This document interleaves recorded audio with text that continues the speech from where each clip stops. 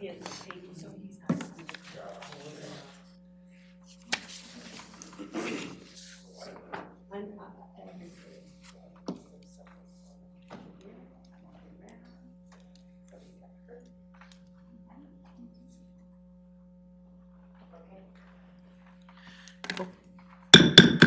time is now 6:32 p.m. and I'll call this meeting to order. Pledge allegiance.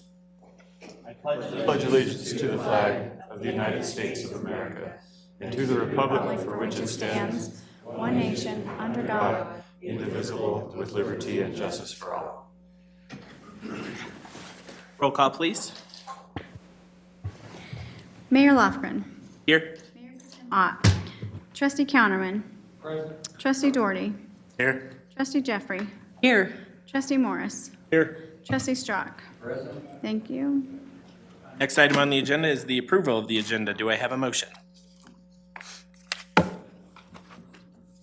I'll make a motion to approve the agenda.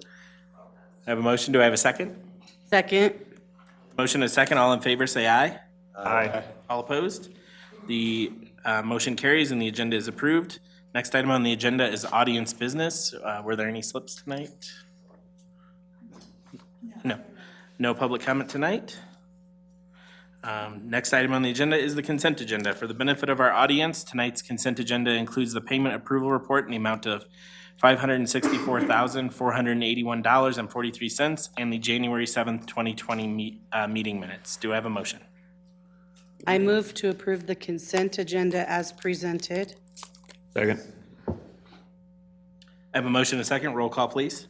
Trustee Jeffrey. Yes. Trustee Strock. Yes. Mayor Lofgren. Yes. Trustee Morris. Aye. Trustee Doherty. Yes. Trustee Counterman. Thank you. And the consent agenda carries 6-0. The next item on the agenda is the financial update from December of 2019.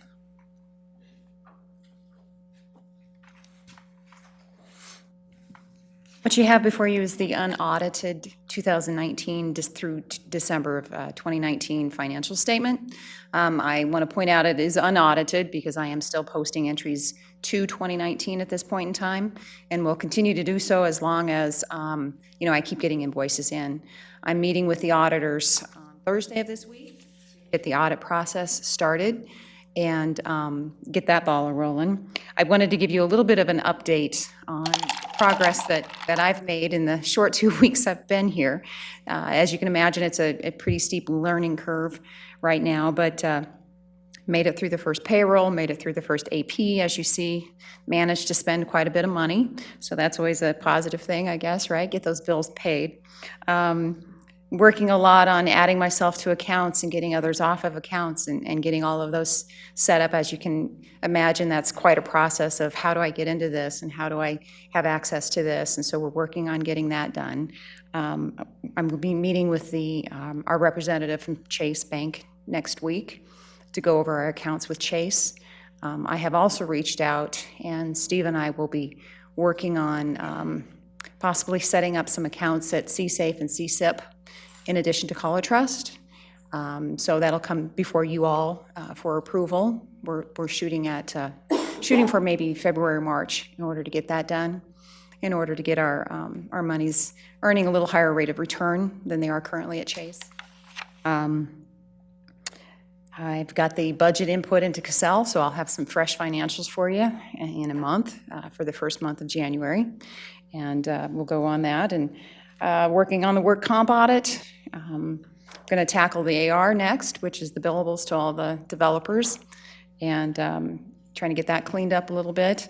And, I've just been reviewing a lot of reports. I downloaded some of our sales tax reports for December, really looked at that closely, saw that I had refunded quite a lot of money to one particular vendor. And so I'm working with the state to find out why we refunded the money to the vendor.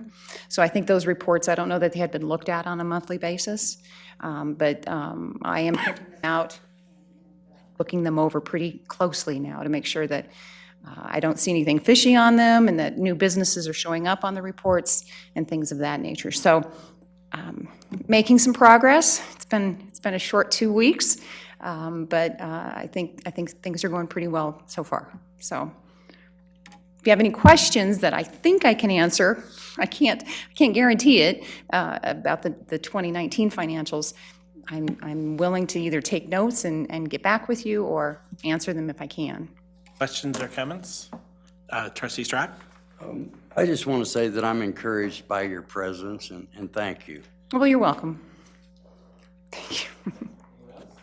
Thank you for your update. Next item on the agenda is the swearing-in ceremony for, looks like, 2 new police officers. Chief Boyd, did you want to say anything first? Yeah, so Officer Alex Torres and Officer Daniel Jupp, they both come to us with a little bit of experience previously.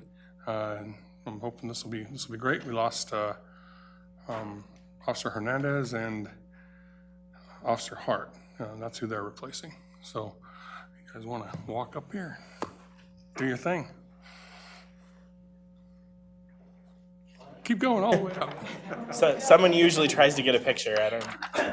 If you could raise your right hand.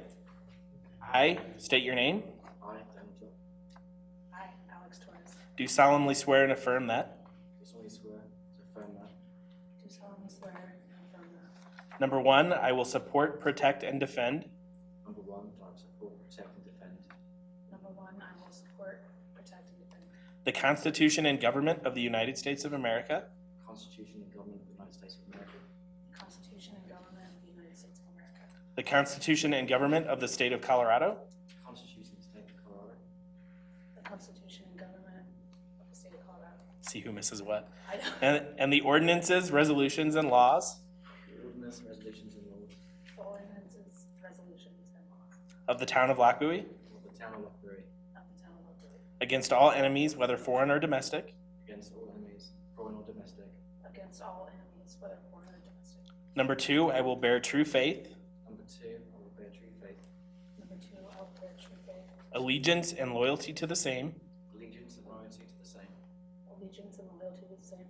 And number 3, And number 3, And number 3, I will accept all of the responsibilities I will accept all the responsibilities I will accept all of the responsibilities and faithfully perform all of the duties and faithfully perform all the duties and faithfully perform all the duties of the office of police officer, of the office of police officer, of the office of police officer, to which I have been duly appointed, to which I have been duly appointed, to which I have been duly appointed, under the pains and penalties of perjury.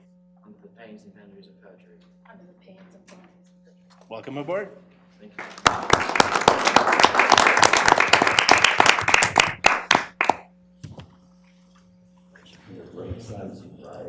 No, I don't have anything else other than you probably heard his accent. He's from London.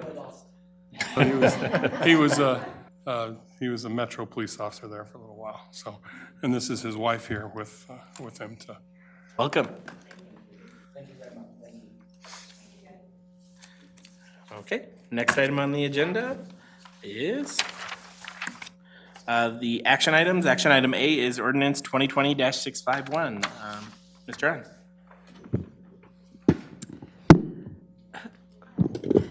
From time to time, the municipal court imposes judgment and orders of fine against defendants in the court.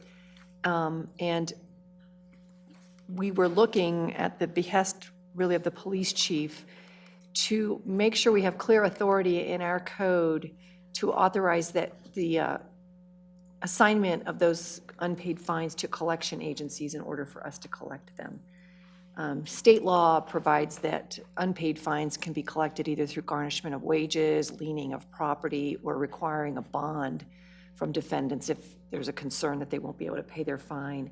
This is a action that the court can take short of any of one of those more aggressive actions to just send things over to collection agencies when we can't get defendants to abide by the court's order. And so that's the purpose of Ordinance 651. Questions or comments for Maureen on the ordinance? Trustee Morse? It's right. I think this is common sense, and I'm surprised that we haven't had anything substantive like this that we could enforce. It mentions in one of the recitals that there is, I can't find it now. Anyway, I think it said that there is the loss of revenue to the town is significant from being unable to collect. Do we have any idea? Can we quantify that significance? Off the top of our heads, no. Off the top of my head, no. Just curious. Sorry.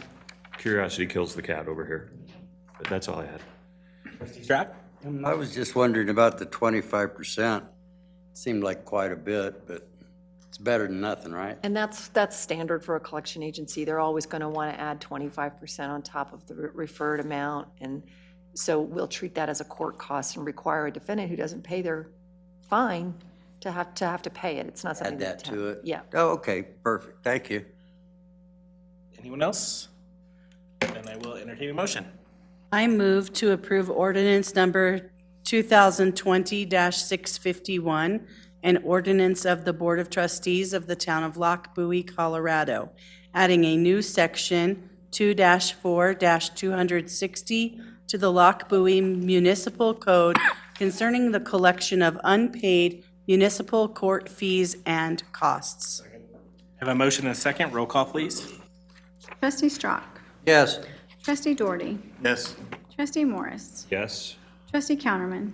Yes. Mayor Lofgren. Yes. Trustee Jeffrey. Yes. The motion carries 6-0. The ordinance is approved. Next item on our agenda is the discussion items, sign code changes, which I think is also you, Mr. Trapp. Thank you, Mayor. Again, Maureen Duran for the record. If you recall, back in 2017, we adopted a new land development code, and that land development code contained within it sign regulations. And there was an effort at the time to ensure that the sign regulations really honored the decision that had come out of the Supreme Court in the Reed v. Gilbert case that really says you can't have sign code regulations that are at all content-based. In other words, if you have to read the sign to decide whether it's legal or not, then it's probably a First Amendment violation to regulate it on that basis, because you're regulating on the basis of content.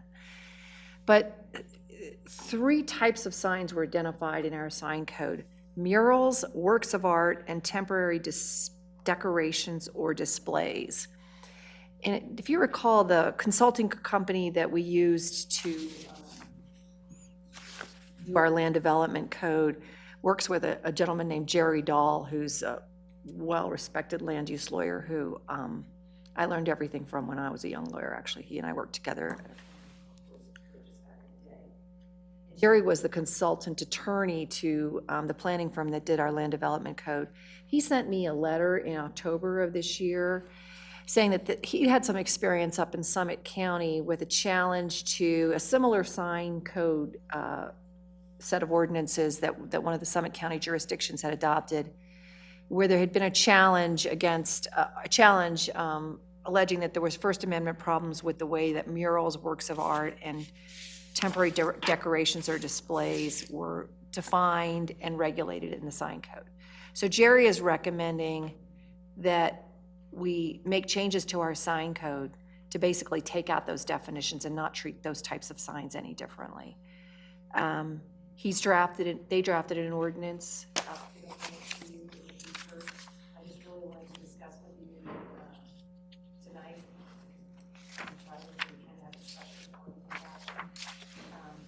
This issue, see if you have any questions that I can answer about it, and otherwise just prepare you for the fact that this sign code revision is going to come forward probably about 30 days or 40 days from now. And I say that because it's a land development code text change.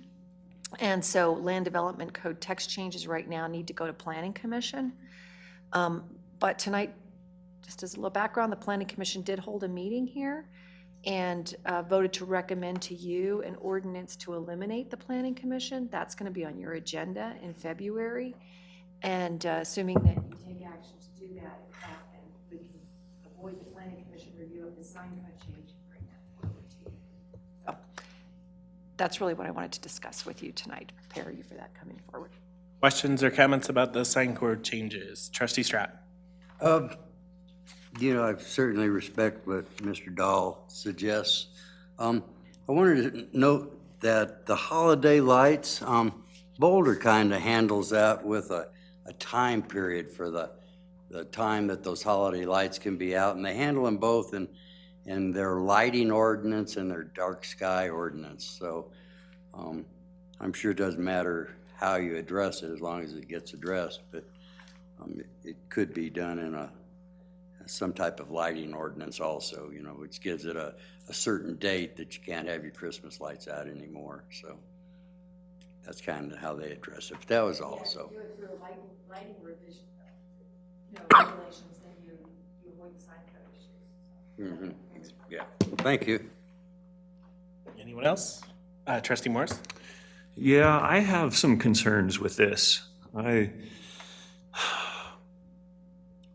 guess I'm not wrapping my head around what's wrong with people being able to have murals on the side of a building or something. I mean, I get that we don't want graffiti, but I'm not understanding the problem with murals. Secondly, I'm also not comprehending the problem with works of art. Can I just interrupt real quick? We're not saying people can't do them. We're saying those types of things are going to be treated the same as any other sign now. They won't have their own special definition. If we remove them from the exempt status, then they're subject to the rest of that article, and that would mean if I'm understanding, and maybe help me clarify this, but if somebody wanted to put a statue in front of their business or a sculpture or in their yard, then they would need to go through the permitting process, and then it would have to be subject to all of the regulations in this article. And I think I'm curious if that is us becoming too heavy-handed and too restrictive, if that makes sense.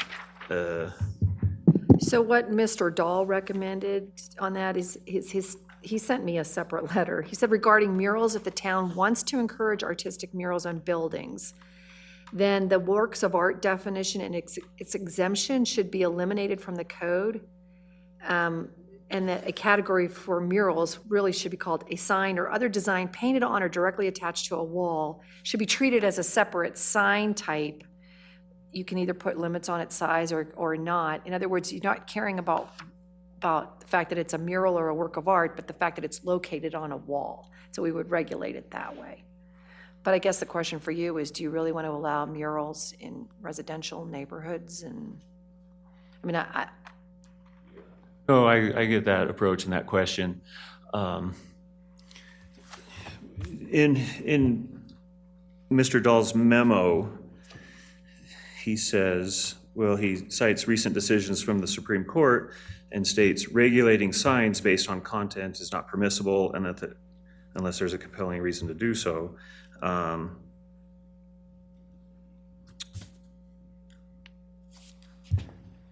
then other things about regulating. I worry that if we take these things, and I haven't even touched on the temporary decorations or displays, but I worry if we take these out of the exempt status, then we are essentially regulating them. Because then there's more hoops to go through. Now they have to go through permit process. There's a whole list of prohibited things that aren't allowed anymore. I think I like having murals and works of art, and especially holiday lights and temporary decorations in the exempt category. I don't think that I'm in favor yet, and I don't know that I have a complete understanding.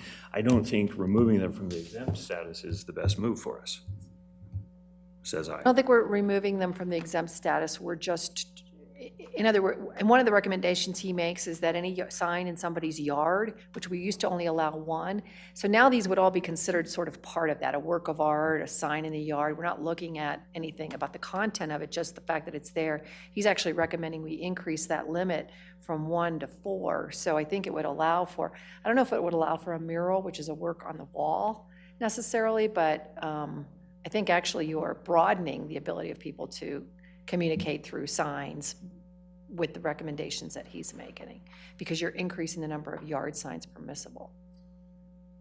Yes. Touching on that point, why are we, why are we discussing, or where is this coming from to increase the number of yard signs? What's the origin for that particular part of this? His suggestion is that, especially political signs, right, that realistically, people want to have more than one yard sign. And so if we're limiting people, for instance, with political signs to just one yard sign, a good argument could be made that we are impeding, I mean, that's classic First Amendment speech, and that we're impeding their ability to speak. That makes sense. Staying on that about the number of yard signs,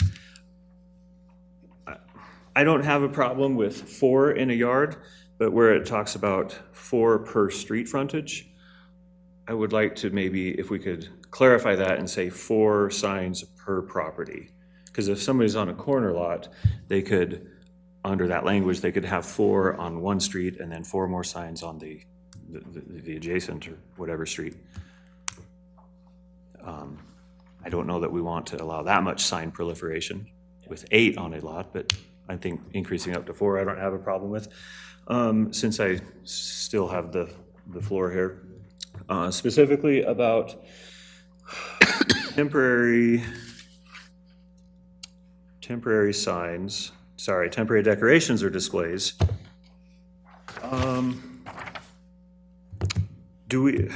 Before I proceed, do we have more discussion about that or more information about that, or? Well, I think, at least from my interpretation of it or understanding of it, is the reason we want to change the way we treat murals and treat decorations is right now, by exempting them or however you want to call it, we're essentially saying that content is okay to us and you can have as much of it as you want. But we're going to regulate all other types of content. By taking their exempt status away, we are treating them the same as everything else. Yes. Which subjects them to more regulation than if we just left them as exempt. Same regulation as everything else. I would look at it this way. As our ordinance currently stands, you could put up Christmas lights and the town can't say anything to you because it's exempt. But if you want to put a sign in your yard that says Christmas is garbage, you're subject to the sign regulations. That's content-based. We're saying you can put Christmas lights up, no restrictions on you, the sign is restricted, or at least subject to permit or all the regulations. And just the background on this, the way this really happened is that, so apparently it was up in Fraser. I'm just rereading Mr. Dahl's note here. And so this property owner up in Fraser, which had similar exemptions that we do for murals and works of art, argued that their political signs essentially were works of art and therefore exempt, and they didn't have to meet any of the sign code restrictions because they were works of art, because as exempt signs. You know, it's kind of a creative argument. I don't know, and he didn't know, honestly, how it would play out with the court. They ended up settling it in Fraser. But because practically, it's a kind of a non-issue, if we just get rid of these definitions and these exemptions, that would be his recommendation. I'm still not on board with it. Bullet point F, the one that that are discussing removing from the exempt things, is temporary decorations and displays, incidental or associated with holidays or religious celebration. They may be at any type, number, area, height, illumination, or animation. If we remove that from the exempt list, I worry that restricts people that now they can't have their Hanukkah in their front yard or the nativity scene in their front yard and have it lit up, because then that's violating the rest of the sign code. Because in the prohibited stuff, you can't have it illuminated, you can't have inflatable stuff, and to do that, you need a permit. I think it's ridiculous to expect or require a person to get a permit to celebrate their 4th of July in their front yard or Christmas in their front yard and have a nativity scene.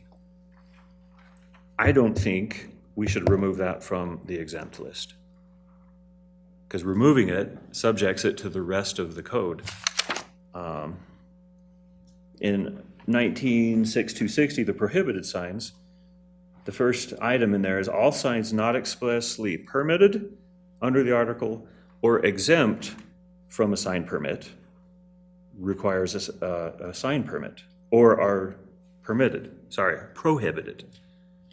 I think if we take that out, we add layers of insanity to people that, like I said, and I apologize for repeating myself, but if somebody wants to display their holiday lights or their holiday display or a nativity scene or, a Hanukkah or Festival of Lights, they can't do it anymore. It's not an exempt display. It's now either prohibited or it requires permitting. And I think that's overreach on our part, and I think we should not remove that. What if I want to put my God doesn't exist sign up? I have to come get a permit?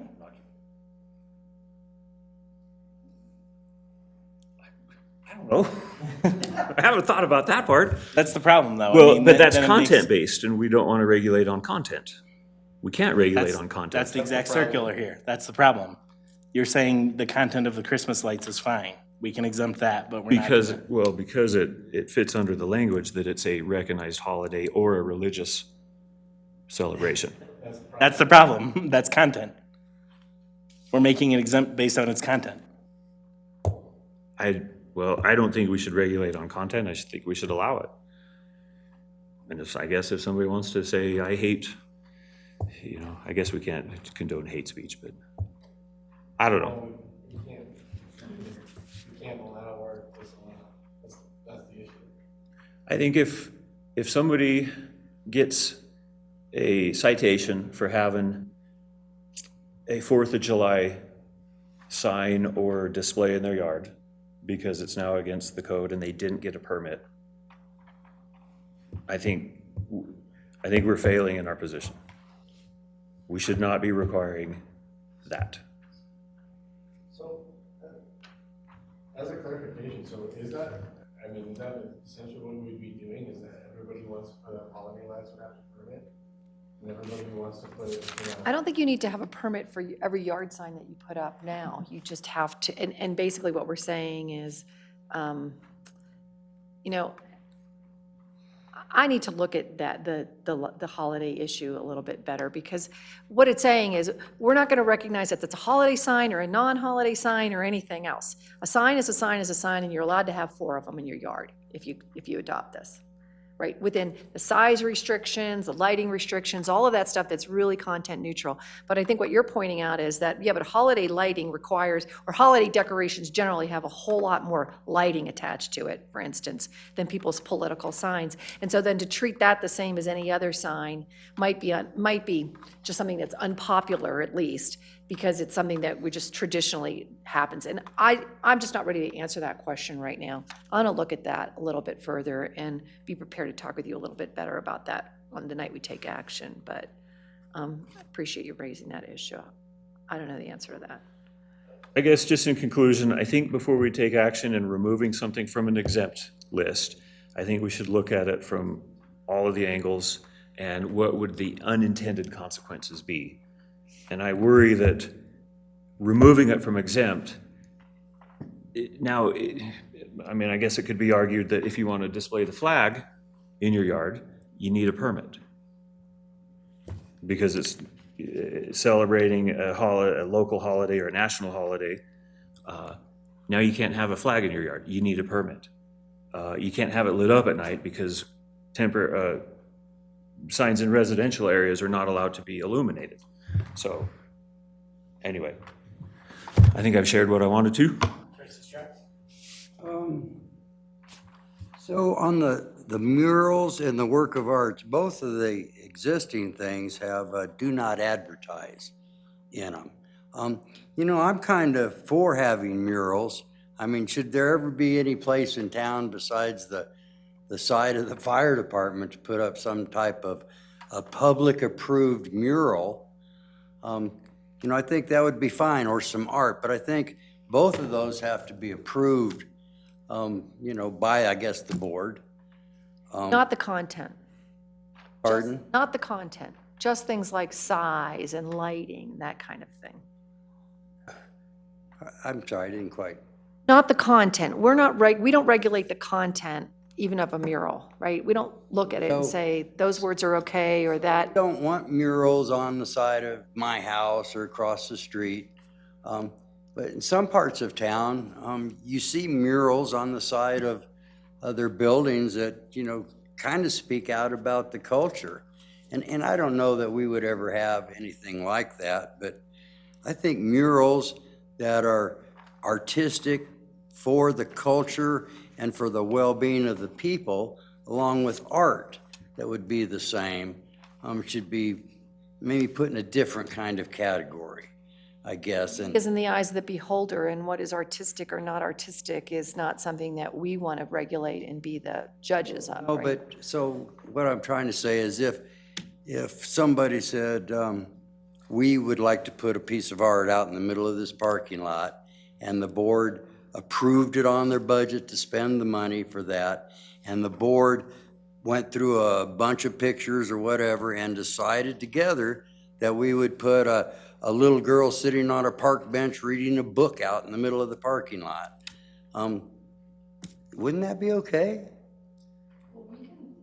Art is on property that the town owns, we can make choices about that All because right. the town owns that property. So, yeah, you can put public art out there Well, to me, I that kind you of as a board misunderstand. I was choose. having some trouble understanding this, so.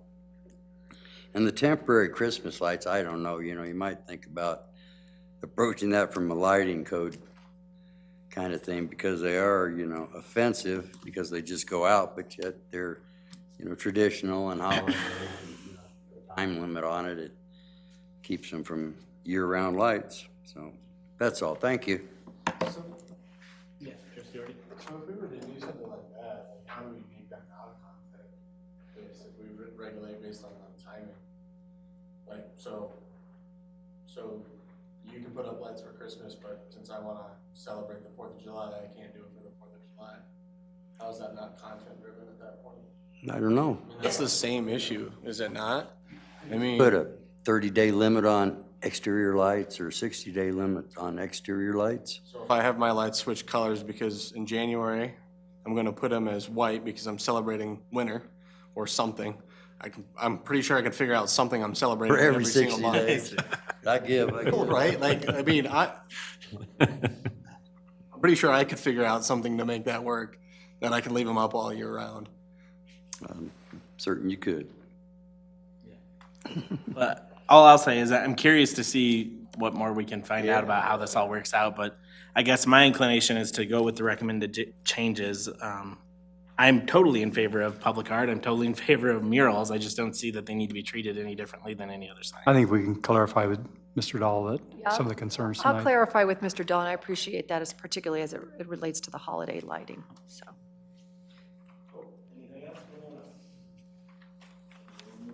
Next item is staff comments.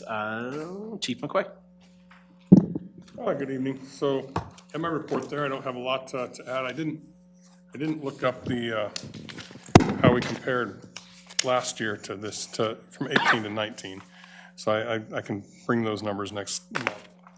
As far as calls for service that we had in 18 versus 19, probably information that would be interesting to know, but I failed to do that on my report. The Santa Cops deal, I put in here that we had 35 families that we served. We actually served 50. That was a mistake. So we served more than I initially thought we did, which is always good. We had quite a few referrals and were able to deliver quite a few presents to some kids and families. Also, CSO Code Enforcement Officer Welch resigned. He took a job as a patrol deputy for Weld County. He's been trying to get in as a police officer for a while, so he lives in Greeley anyway, so that was handy for him to take that job. So we're actively seeking those applicants right now, and I had an overwhelming amount of applications to go through. It was unbelievable how many people we had apply for that job. Process of doing that right now. We also have another officer that just turned in his resignation. He's moving to Texas. So in March, he's leaving. So I'm advertising that spot too. It seems like a lot of hiring going on lately. So that's getting a little bit old, but we'll just keep plugging at it. So you have any questions? Officer? Oh, it's Officer Nazarenus. Yeah, his family, his kids, everybody lives in Texas. He's been trying to get there for a while, actually, so. Trustee Stratt? Well, I was looking at your numbers, so it's like 26 calls a day. That's quite a few. Yeah, if you average it out, that's Yeah. probably about right. Yeah. Busy. Yeah, and they're not all really calls. I mean, I some of them are follow-up, some of them are traffic stops, some of them are officer-initiated. So that's all the incidents. But yeah, I guess it's about 26 incidents per day. Yeah. Yeah, you bet. Trustee Counterman? Excuse me. I was wondering if you have an interview committee that interviews these applicants, or is that a one-person? No, so when we're interviewing officers, there's a whole process. There's an application process, there's a background packet that they have to fill out that's about 30 pages long. There's an in-depth background check that they go through, and then they do an interview that's comprised of the lieutenant and the 2 sergeants, and then they do a chief's interview after that. So it's a process that's more in-depth than most, I would say, for most jobs. Thank you. Some of the text got cut off on your citation. Does that say speeding 40 miles over? Yeah, the texts get cut off just because that's the way the report generates, but which one is it here? Second to last one on the right. Says speeding and then 40 miles and then continuing on. There we go. Yeah, that's 40 mile an hour over. So you got one ticket that was 40 mile an hour over. Is that you? That does happen. It was not me. That's Oh, did they catch her? or Well, didn't it they depending catch on where you're at, right? Oh, the slowest you'd be going in town 25. it would be 65. That. Through a neighborhood? I bet So- some people have done it. And so also speaking of speed limits, so we passed that ordinance 25 mile an hour except otherwise posted in the town. So you guys have probably seen some signage changes and some Complaints? yeah, and some different things that have happened. And I think we're getting most of those all straightened out. We still have that 45 mile an hour sign going out. It's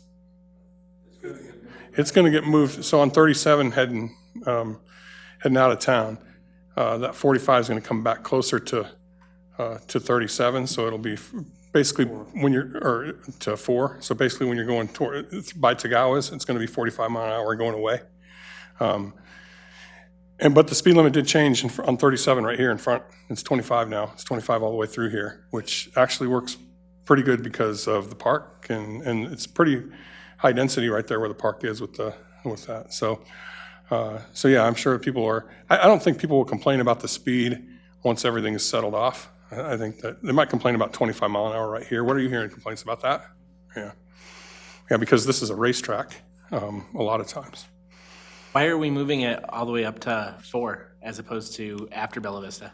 Well, because it's already this way of Bella Vista. It's already right. It's I don't know, probably, how far would you say that 45 mile an hour? It's just about where the trailer is for Tagawas, where the people live right there. That's where the 45 mile an hour sign is. So you're just going to bring it back.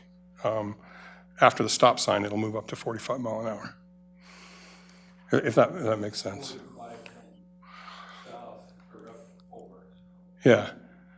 Yeah, so it's 45, it is 45 coming into town all the way up to the stop sign. Okay, but now it makes sense, okay.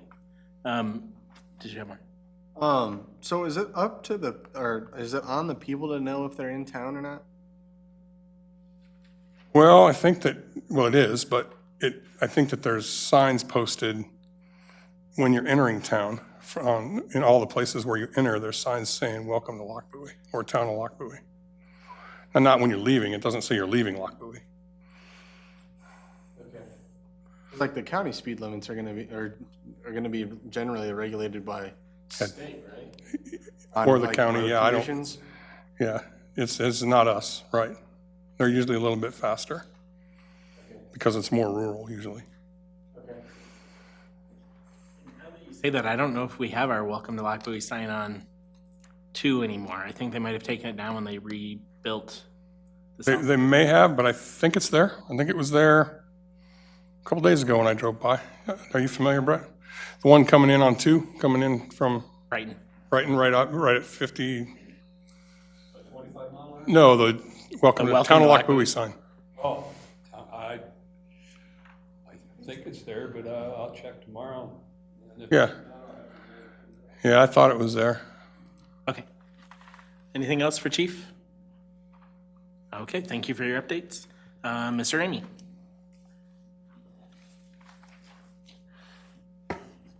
All right, hit the button. Well, you guys have got my report from December.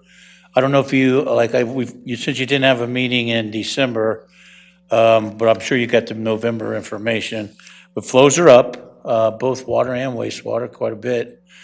We chased down a water accounting, a little investigation with BBA because they seen that, there was 2 million gallons more for the month for November, December. But it works out when you look at the wastewater flow too. So we figured it out as far as why there was a delay in how seeing that additional flow from the additional houses. And it's starting to show up on a regular basis. We got our well meters calibrated. That was a fiasco because the gentleman that first did it, he didn't run it long enough. And they yanked his license, so we had to get somebody else out to calibrate the flow meters, which is required by state engineer's office. We got the sink finished over at the water treatment plant. I talked to the, and then we have next week on Monday, the RO pump will be installed as well as the blending valves to make all 4 of them have all automatic blending valves.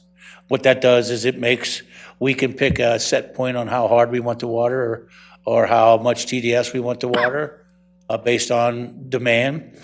We tried to work on figuring out how to get well 6 tied into the water plant because there's some old drawings on it. Not everything was where it was supposed to be.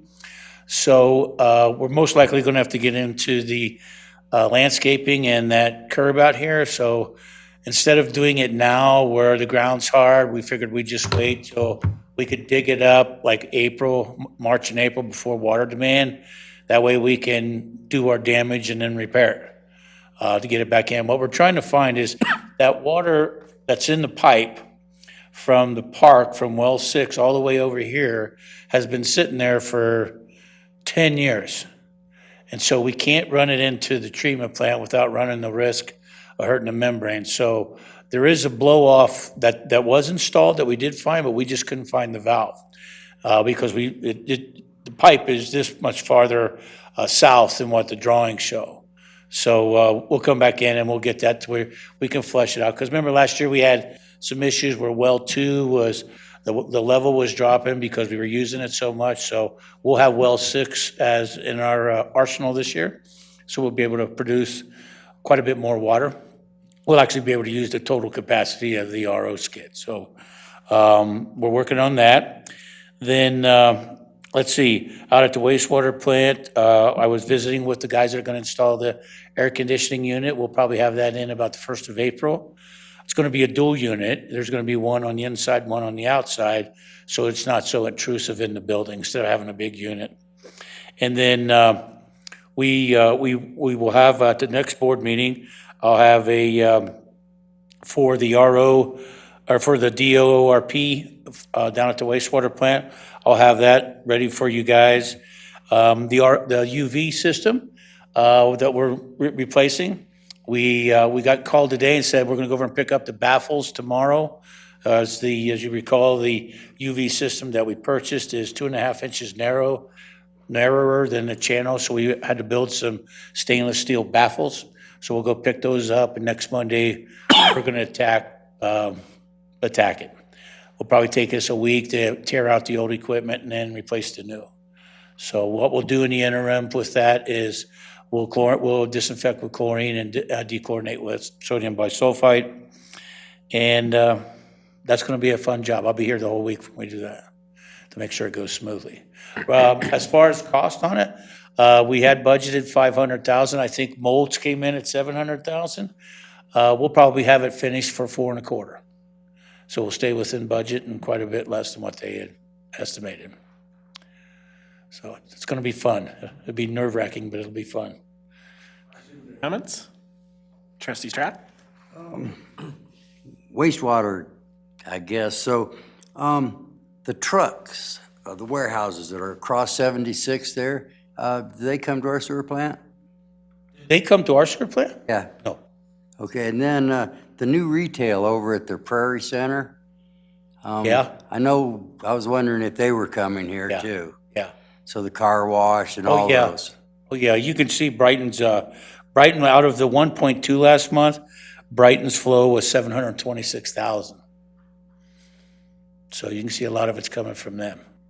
So I was kind of wondering that. And then, so I think I saw it on Steve's notes too about what's Brighton got coming. Because across from King Supers, they got a whole field of houses and. Yeah.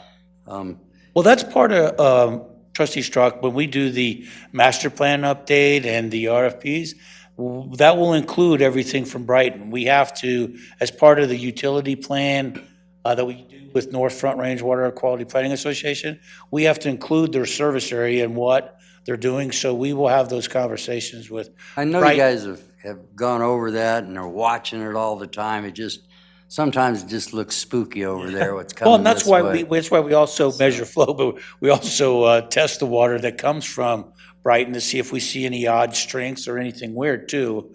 Just so everybody knows. Talking about Brighton and everything, are we pretty sure that all the PIFs are in the Well, right I demand wouldn't and know been audited and all that? I wouldn't know that. Okay. Darn. Thank you. Oh, I guess I would follow up on that. So I understand the master plan is going to look at that a little bit closer, but how are we getting close to a tipping point where we should start be worrying about the sewer plant capacity? by all means, part of the master plan update will be we'll be looking for a design firm to do the expansion. Because that'll take 4 years to get through. I mean, you're going to study it for a year. You're going to have to go through 6 months of review process just on the verbiage inside your utility plan. Then once that approved, then you start out with a design that'll take 6 to 8 months. And then the review of that will take a year. So it's a long process. So where are we at, like, percentage-wise right now in terms Well, of? we're at 61% of flow, but I think we're only at 54 on loading, okay? So there's 2 capacities at a treatment plant. How much flow goes in there, and then the strength. Usually you don't get in trouble or you don't see or hear anything if you've only exceeded 1, right? In other words, and the one they worry about the most is the organic loading, not the flow. It's more of the organic loading because the stronger the wastewater, the harder it is to treat, right? So, but we're only at 54 of that, but the plants, I mean, right now we're still only, we're running 3 basins instead of 2, just because it's cold. And it helps us with the biomass. It helps them, since they're colder. And we're only running 1 clarifier. Now, when we do the UV project, we'll put in both clarifiers just because we need additional contact time. So for laymen looking at this, what percentage should we be watching for that 80. in our mind will, so 80. 80 is kind of the trigger? 80% is when you are to be under contract on design of your future expansion. And we're going to be, once we sign a contract who's going to do the master plan, that works as that requirement. And then on I'll have your annual report ready for you at the board retreat.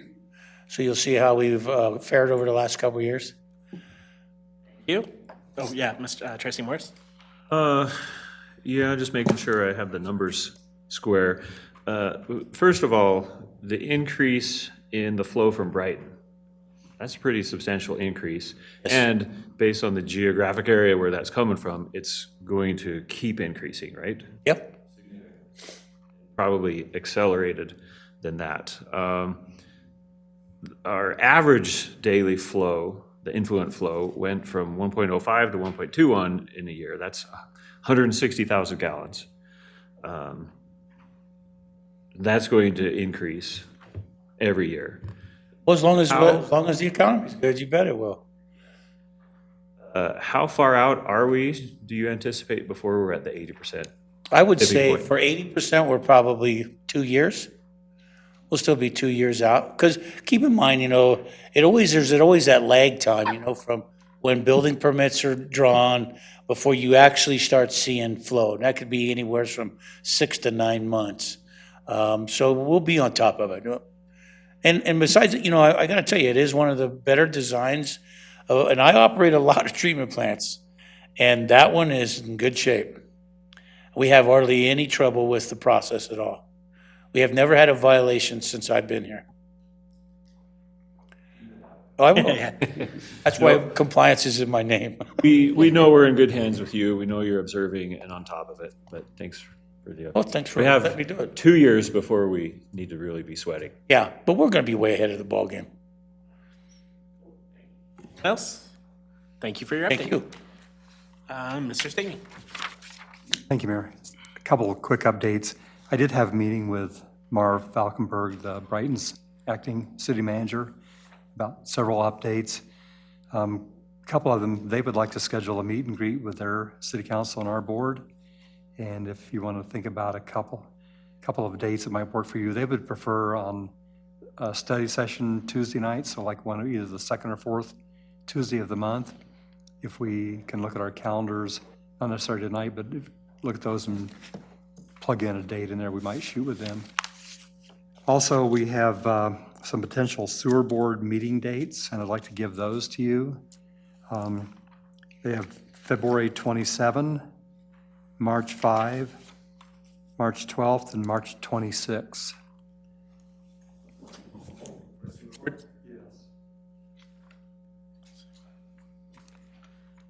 Who's on our sewer board right now? Me, Larry. I don't know, is Dave on there? There are 3 members. I can't remember who the third member is. What?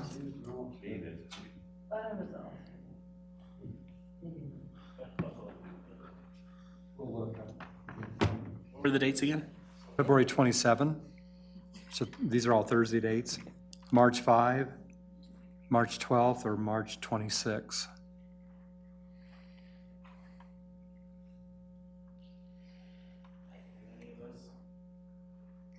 Yeah, I think so.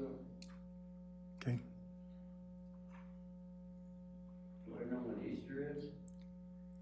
April 11th or 12th or something. Any kind of tentative preferences for a meet and greet with Brighton on a off Tuesday?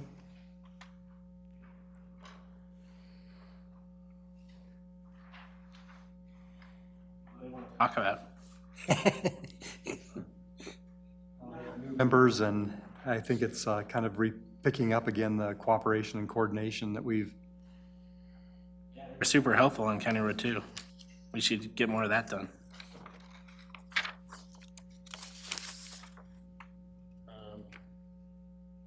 What about March 10th? Does that work for everyone?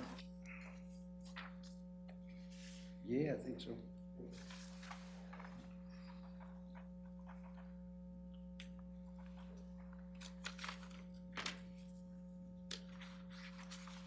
I'll follow up with Marv on dates.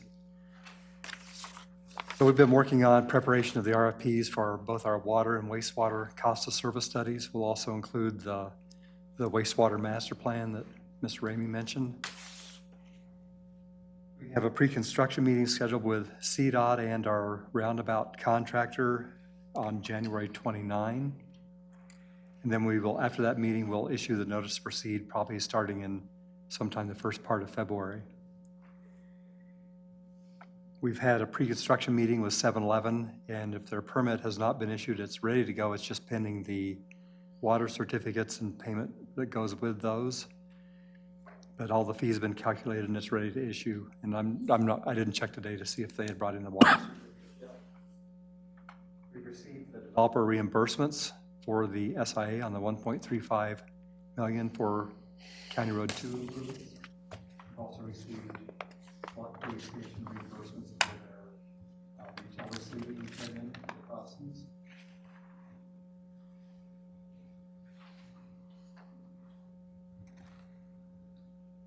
And I'm going to be meeting with the Region 1 group on starting the IGA work that needs to be done for our Greenway Trail. and we're scheduling a meeting with the Region 1 CDOT group to do the interchange improvements as well. So that IGA work will start. That'll take up to 9 months to get that through CDOT's process, and we'll have that on our agendas to review that as well. And I have a Census Bureau meeting that I will attend tomorrow afternoon. It's kind of a mandatory meeting, and I'll be at that tomorrow afternoon. We had an additional person resign from Public Works this week. His family moved out by Fort Morgan, and I think that's part of the reason where he's working and living. But we've now hired one replacement. We've made an offer to a replacement who's worked here before, Matt. So we're looking at bringing him on again full-time. So we'll be advertising for the rest and working to fill those. Questions or comments for Steve? Trustee Doherty? So you said 7-Eleven's permit hasn't been issued? It's ready to be issued. It's all calculated. The review's been done. I don't know. So then, that's something like that. What code is it? And what is it that? The plans were reviewed under the What code is that? What code is submitted the plans for review. It's when they submitted for review that it, okay. Thanks. Any other questions for Steve? Thank you for your update. Any other staff updates tonight? Seeing none, Mayor Trustee comments. Trustee Jeffrey. I don't have anything this evening, thank you. Trustee Doherty. Don't have anything. Trustee Stratt. Nothing. Trustee Morris. Yes, thank you. There is a legislative workshop on February 13th. It's an all-day event. I am unable to go. This kind of ties in with the CML Policy Committee thingy that I'm the guy for, and Trustee Counterman's the alternate. So I'll talk to you later and see if you're able to go to it. Legislative session is in full swing down at the State House. They're working on a lot. One thing that is maybe of interest to us, definitely to the chief, and also near and dear to my heart, is there is a bill to modify pension plans that are administered by the Fire and Police Protective Association, the FPPA, of which the chiefs, men and women, are part of. I can send out kind of the either the Reader's Digest version of it or the unabridged version. But it's looking at modifying the way old pensions are administered and increasing the employer's contribution rate. Right now, the members of FPPA are increasing their contribution rate from an existing 8% of salary up to 12%. Employers and municipalities are currently contributing 8% to those funds. And the legislation would move to step that up over 8 years, a 0.5% increase each year, resulting in a matched 12% from the employee and 12% from the employer. A couple other revisions to it to address cost of living increases for retirees and a death and disability benefit. CML is in favor of some of this stuff, and they're adamantly opposed to other parts of it. But everyone is watching how the State House handles it to see if the bill as presently written stays or if it's modified. But anyway, there are a number of other things that are relevant to us, but that's maybe the biggest one. Do you know what position they've taken on the employer side increases? Oppose unless amended. But the makeup of the State House, it's anticipated that it will probably be pushed through the committee, make it to the floor as is, and probably passed as is. I would be curious what kind of financial impact that's going to have on us. Okay, Trustee Counterman? Don't have anything. And I only had a couple of quick things just to point out. Linda put the new calendars on our desk. This is updated from last meeting. It has all of the events we scheduled last meeting on here. The only one I wanted to point out that changed was The first Oasis night is now June 6th. That was the earliest Brighton was willing to give it to us because they have to have time to train their staff. Other good news on that front is the concession stand will be open for both of our Oasis nights this year, so we don't have to worry about food trucks and all that. They said it's just a matter of getting staff there, and since we gave them a lot of notice, they should be able to do it. I think that was the only things I had on that. Yeah, that's all I had tonight. So our next item on our agenda is an executive session. Do I have a motion? Move to go into executive session.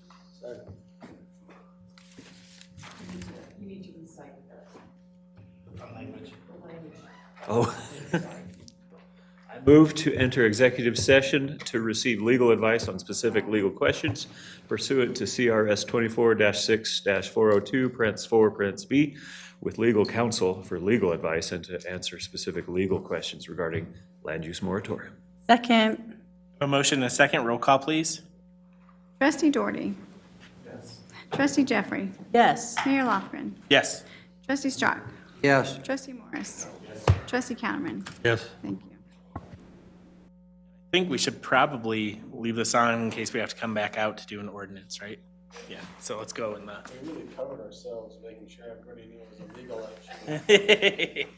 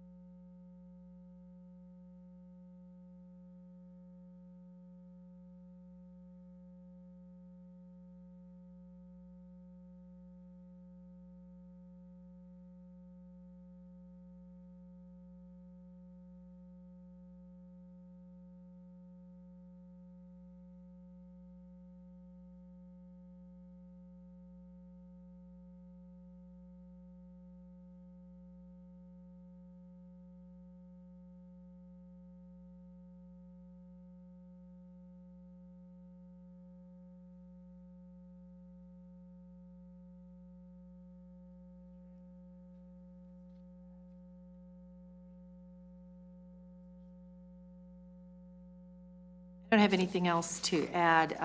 The ordinance outlines in the whereas clauses some of the factual findings that you might want to make for the record tonight, or at least to make sure that you specifically adopt. Question, comments, discussion in the public forum? Trustee Morris. Thank you. I guess the first thing off the top of my head is we have a gas station already. We have another one that's coming, and now potentially a third one. That, to me, seems like we're getting oversaturated in one particular type of use in our small town.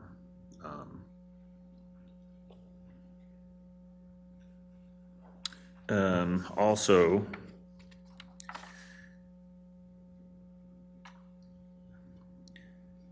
in our land development code, we have, looking at it, we have standards for gas stations, but not really anything for larger truck stops. Aesthetics, building quality, lighting, noise control, access issues, ingress, egress. And again, the use saturation is in there. So that's my 2 bits. That's great.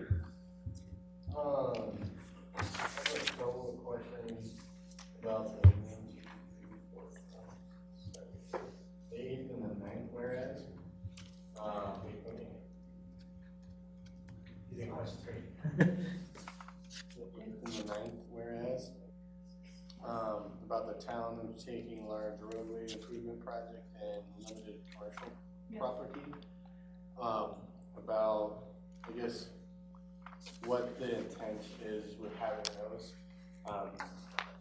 Because, I mean, we want this to be for the whole town, so narrowing into kind of specific areas of town, so I'm just curious on maybe if we just leave it to the town is undertaking large roadway improvement projects and leave it at that, because we are, and we're doing that in multiple locations throughout town. And these type of builds could impact all of those different projects that we're working on, regardless of location. And then very similar to the second one about, where our commercial properties are in town.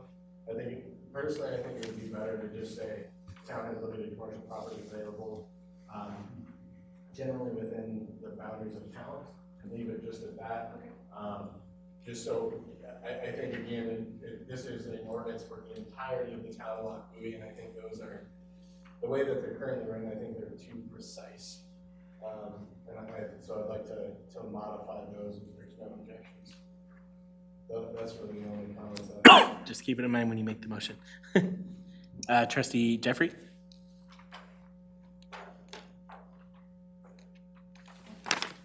Just wrote on hers. It's okay. Thank you, Mayor. One of the things I remember speaking about when I ran for the board a little over a year ago was how important it is that we be thoughtful, but also diligent in looking at expanding businesses that we have in our town.